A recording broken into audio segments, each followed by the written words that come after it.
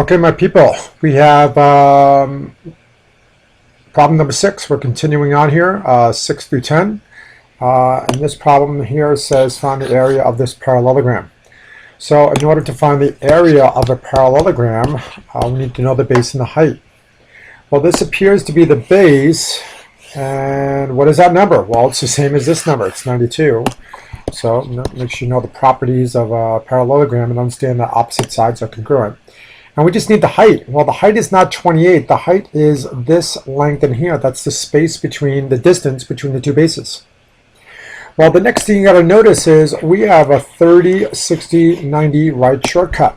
So if the hypotenuse is 28, that is correct. The side opposite 30 is always going to be half. So in this case, it's 14. So if I'm plugging in numbers here, the 92 represents the base. The height is the 14. And now I just use my calculator, nice and easy, 92 times 14. I got 1,288 units squared for the area of that parallelogram. Let's try another one.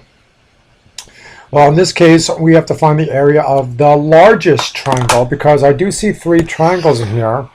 And as I analyze this picture, this is an isosceles triangle.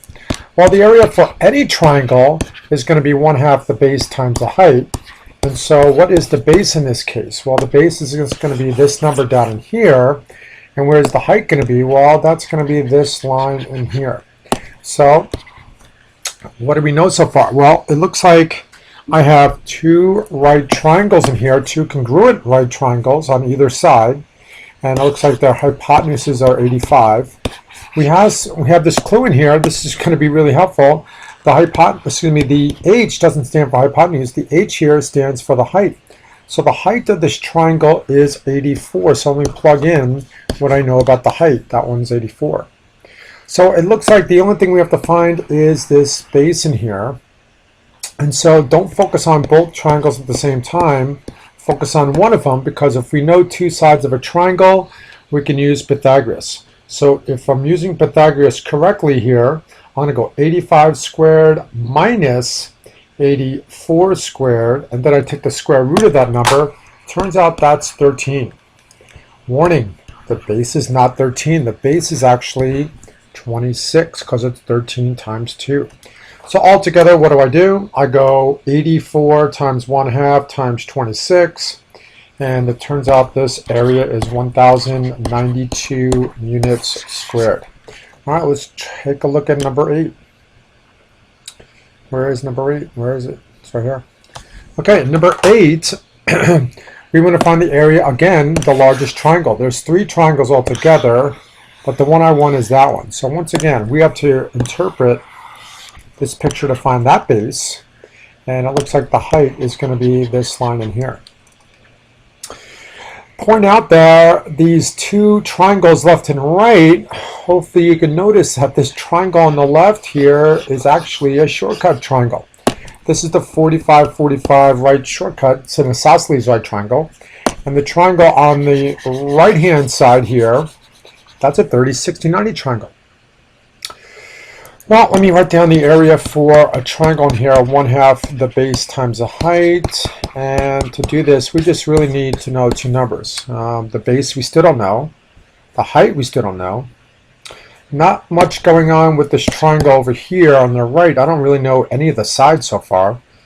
The only side that I do know is this hypotenuse, but this is going to be good news because when we go backwards with our 45-45 right triangle, it turns out these 2 legs in here are going to be the same. They're 16 and 16. Now I have a lot of great information for this 30-60-90 triangle. If the smallest side, the one that's opposite the 30, is 16, it looks like the hypotenuse is 32. Doesn't seem like we're going to end up using 32 in this problem, but it's just kind of nice to review what the hypotenuse is relative to the shortest side. But what we do need is this middle side, the one that's opposite the 60 degrees. That's going to be the shortest side times radical 3. So let me plug in my numbers for 1/2 the base times the height. Let me give myself a little bit more room in here. So it's 1/2 the base times the height. And what's going to go on? Well, the base is going to be a combination of 16 plus 16 radical 3. So sorry, you cannot mush those two numbers together. One is a number and the other one is a number with a radical. We can't just combine those in a simplified fashion in here. So let's keep on moving forward and see how we can solidify the final answer here. The height we know is 16. Hopefully you recognize that that is the height right there, 16. So now, let me use a little distributive property a couple of times. Since we can't simplify that, I'm going to go half of 16, that's 8. Half of 16 radical 3 is 8 radical 3. And I'm going to times it all by 16. Again, this is the distributive property one more time. So what do we have in here? This is 8 times 16. So this is 128. And then I got 8 times 16 radical 3, which is 128 radical 3. Again, that's all units squared. We're trying to find the area of the largest triangle, and that's what we just did. And it said leave it in radical form, so that's exactly what we did. We didn't use our calculator to combine these two numbers into a decimal. We wanted to leave it in radical form.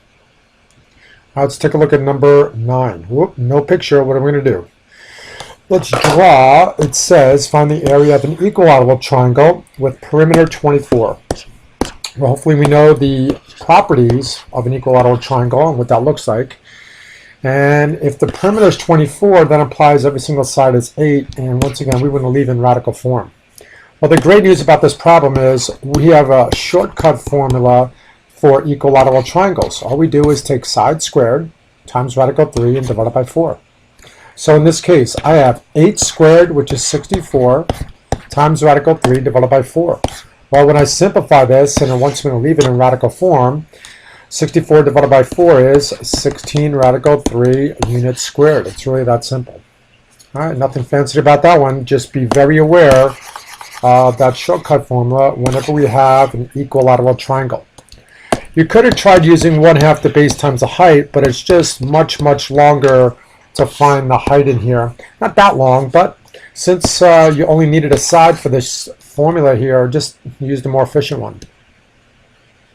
All right, number 10 gave some people some problems.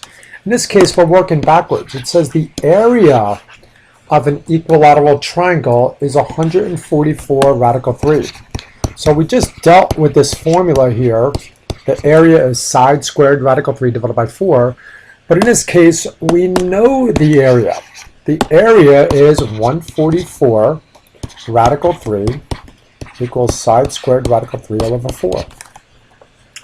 So what we want to take away from this formula here is what the side is. Because if I know what the side is, then I can find the diameter of the circle in radical form. So it gives us a hint here. It says, hey, draw the radius and see the shortcuts. Well, we're going to use that hint after we come away with this answer for the side in here. So what I'm going to do is I'm going to cross multiply here. I actually see a proportion from Algebra 1.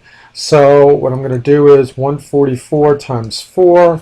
This is going to be 576 radical 3 equals side squared radical 3. All we did was kind of move the 4 to the other side by cross multiplying. So in this case, I'm trying to isolate side squared. So what I want to do is divide both sides by radical 3. Why would I do that is because now the s squared is all by itself. These radical 3's cancel. And so I have s squared, not s. The square of s equals 576. So what do I do to both sides? I square root both sides. So when you square root both sides, the side comes out to be 24. Let's go back to the picture and fill in what we know. This side is 24, that side is 24, that side is 24. And what we really want to do is now use that hint. Draw in a radius. Because if I can find this radius in here, notice how clever this is to draw that particular radius is. I can just double the radius to find the diameter. So again, more vocabulary words in here.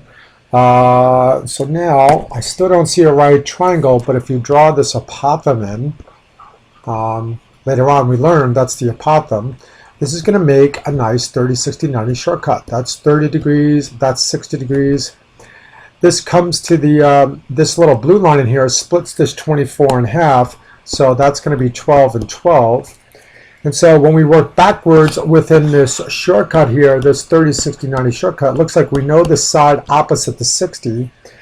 We're first going to use a shortcut to find this mysterious apothem side in here, and we do that by dividing through by radical 3. And then I have to rationalize that denominator. Altogether that equals 4 radical 3. And remember, you've got to be very comfortable with simplifying radicals and fractions and so forth. So if the smallest side is now 4 radical 3, what we want to do is double it to find the hypotenuse, and that's going to be 8 radical 3. So what I know right now is the radius of this circle is 8 radical 3. And now we have to see the connection between diameter and radius. So the diameter here turns out to be 16 radical 3 as our answer, because we just double the radius. We don't double the radical 3 part, we just double the 8. All right, well, that's problem 6 through 10. See you soon.